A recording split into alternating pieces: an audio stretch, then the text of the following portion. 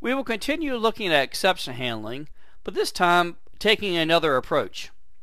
Sometimes it's simpler to avoid errors by limiting the choices presented to the user. At times you can save errors or even additional error checking by limiting the choices that you give the user. This can be done through disabling or graying out certain options.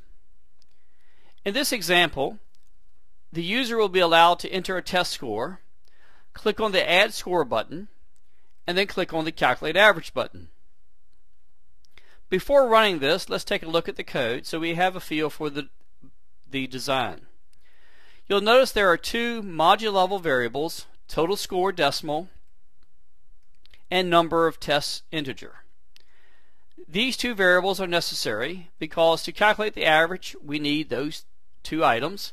We need to be able to divide the total score by the number of tests. This will be placed in a local variable called average decimal, which is declared within the Calculate Average button procedure. Once that calculation has been determined, we will then display that average in a very simple message box. Prior to that, however, the user will click the Add button. In the Add button, the variable test score decimal will be converted from the text box to an integer and placed into the variable. Then the calculation will be to accumulate the test scores into the total score variable, and then finally we'll need to add the number of tests integer, that is to add 1 each time the user clicks the Add button. That is going to represent our number of tests. So let's run the program as it stands at this point.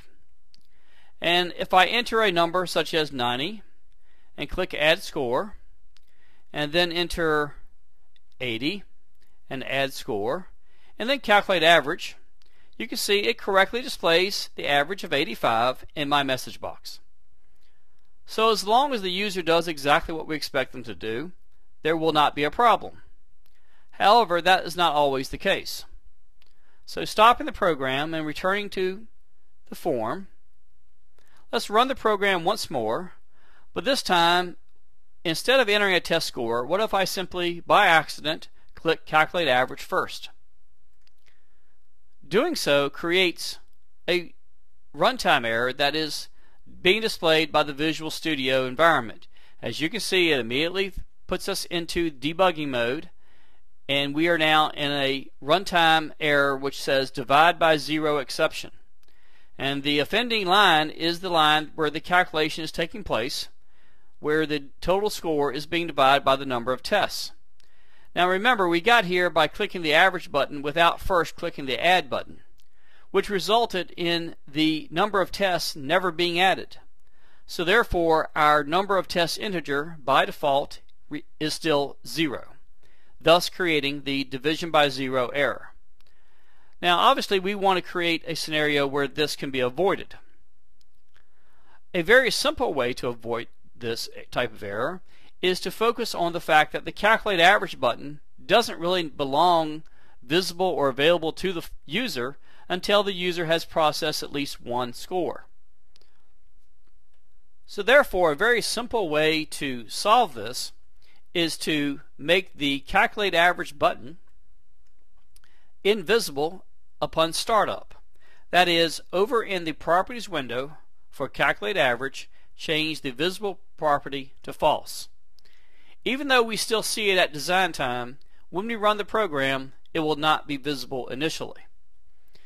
Now if we want to make it visible after we process at least one test score, we need to revisit our Add button click procedure, and we'll add a line of code that will cause the Calculate Average button to become visible by setting the visible property to true.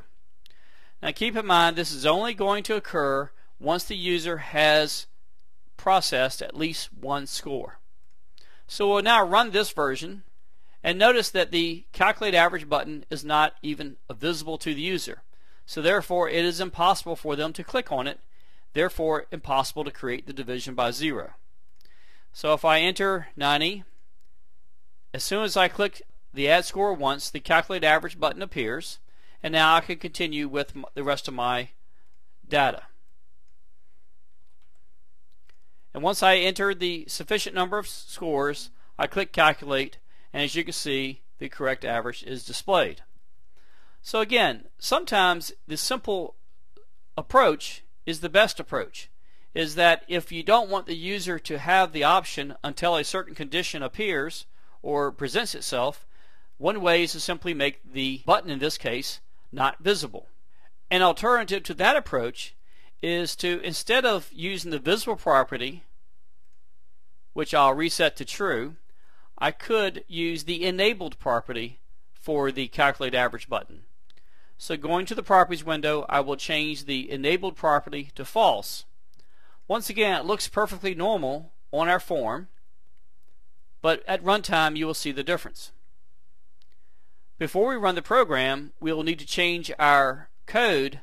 Instead of the visible property, we will want the enabled property to be set to true when the user has clicked the add button at least once. So now let's compare the run of this program.